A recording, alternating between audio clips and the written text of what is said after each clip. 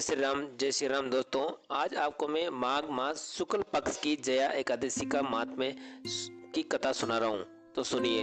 युधिष्ठिर ने पूछा, भगवान आपने माघ मास के कृष्ण पक्ष की षष्ठ तिला एकादशी का वर्णन किया है, अब कृपा करके ये बतलाइए कि शुक्ल पक्ष में कौन सी एकादशी होती है, उसकी क्या विधि है और उसमें किस देवता का पूजन किया जाता है। भगवान श्री कृष्ण बोले, राजेंद्र बतलाता हूँ सुनो। माघ मास के शुक्ल पक्ष में जो एकादशी होती है उसका नाम है जया है। वह सब पापों को हरने वाली उत्तम तिथि है, पवित्र होने के साथ ही पापों का नाश करने वाली तथा मनुष्यों को भोग और मोक्ष प्रदान करती है। इतना ही नहीं, वह ब्रह्म हत्या जैसे पाप एवं पिशाच तत्व का भी विनाश करने वाली है। इसका व्रत करने पर मनुष्यों को कभी प्रेत योनि में नहीं जाना पड़ता। इसलिए राजन, प्रयत्न पूर्वक जया नाम की एकादशी का व्रत करना चाहिए। एक समय की बात है, स्वर्गलोक में देवराज इंद्र राज्य करते थे। देवगण पारिजात वृक्षों से भरे हुए नंद वन में अप्सराओं के साथ विहार कर रहे थे। 50 करोड़ गंधर्वों के नायक देवराज इंद्र ने स्वेच्छा अनुसार वन में विहार करते हुए बड़े हर्ष के साथ नृत्य का आयोजन किया।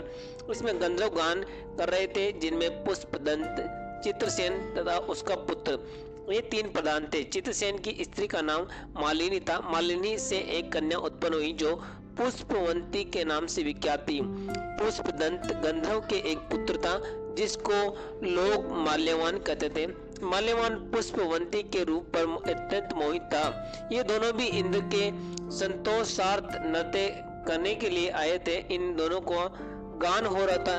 इनके साथ अप्सराएं भी थी। परस्पर अनुराग के कारण ये दोनों मोह के वशीभूत हो गए।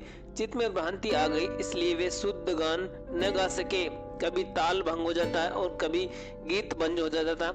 इंद्र ने इस पर प्रसाद पर विचार किया और इसमें अपना अपमान समझकर वे कुपित हो गए। अतः इन दोनों को साथ देते हुए बोले, ओ मूर्खो, तुम दोनों धिक्कार है। तुम लोग पतित और मेरी आज्ञा भंग करने वाले हो।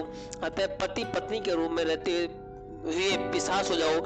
इंद्र के इस प्रकार साप देने पर इन दोनों के मन में बड़ा दुख हुआ। वे हिमालय पर्वत पर चले और पिशाच योनि को पाकर भयंकर दुख भोगने लगे। शारीरिक पातक से उत्पन्न ताप से पीड़ित होकर दोनों ही पर्वत की कंदराओं में विचरते रहते थे। एक दिन पिशाच ने अपनी पत्नी पिशाची से कहा, हमने कौन सा पाप किया है जिससे ये पिशाच योनि प्राप्त हुई। नरक का कष्ट अत्यंत भयंकर है तथा पिशाच योनि भी बहुत दुख देने वाली है। अतः पूर्ण प्रयत्न करके पाप से बचना चाहिए।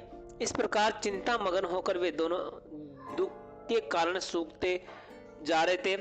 देव योग से उन्हें माघ मास की एकादशी तिथि प्राप्त हो गई। जया नाम से विख्यात तिथि, जो सब तिथियों में उत्तम है, आई है। उस दिन उन दोनों ने सब प्रकार के आहार त्याग दिए, जलपान तक नहीं किया, किसी जीव की हिंसा नहीं की, यहाँ तक कि फल भी नहीं खाया।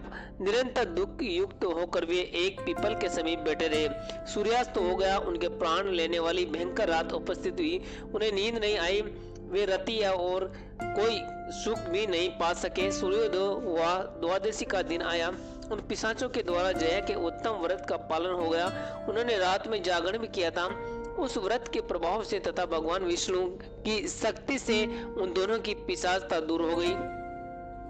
पुष्पवंती और माल्यवान अपने पूर्व रूप में आ गए। उनके हृदय में वही पुराना स्नेह उमड़ रहा था।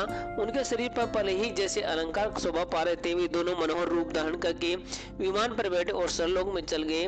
वहां देवराज इंद्र के सामने जाकर उन्होंने बड़ी प्रसन्नता के साथ उन्हें प्रणाम किया। उन्हें इस रूप में उपस्थित देखकर इंद्र को बड़ा विस्मय हुआ। उन्होंने पूछा, बताओ किस पुण्य के प्रभाव से तुम दोनों का पिशाच दूर हुआ है। तुम मेरे साप को प्राप्त हो चुके थे, फिर कैसे, किस देवता से ने तुम्हें उससे छुटकारा दिलाया है। माल्यवान बोला, स्वामी, भगवान वासुदेव की कृपा और जया नाम एकादशी व्रत से हमारी पिशाचता दूरी हुई है। इंद्र ने कहा, तो अब तुम दोनों मेरे कहने से सुधा पान करो। जो लोग एकादशी के व्रत में तत्पर और भगवान श्री कृष्ण के शरणागत होते हैं, वे हमारे भी पूजनीय हैं। भगवान श्री कृष्ण कहते, राजन, इस कारण एकादशी का व्रत करना चाहिए। नरश्रेष्ठ, जया ब्रह्म हत्या का पाप भी दूर करने वाली है। जिसने जया का व्रत किया है, उसने सब प्रकार के दान दिए हैं और संपूर्ण यज्ञों का अनुष्ठान कर लिया है। इस महात्म्य के पढ़ने और सुनने अग्निष्टोम यज्ञ का फल मिलता है। जय श्री राम दोस्तों। अगर आपको ये हमारी कहानी पसंद आई हो तो अपने दोस्तों और मित्रों के साथ शेयर कीजिए तथा कमेंट में जय श्री राम लिख दीजिए। और श्रोताओं, आप हमारे चैनल पर नए आए हो तो चैनल को सब्सक्राइब कर दीजिए। जय श्री राम।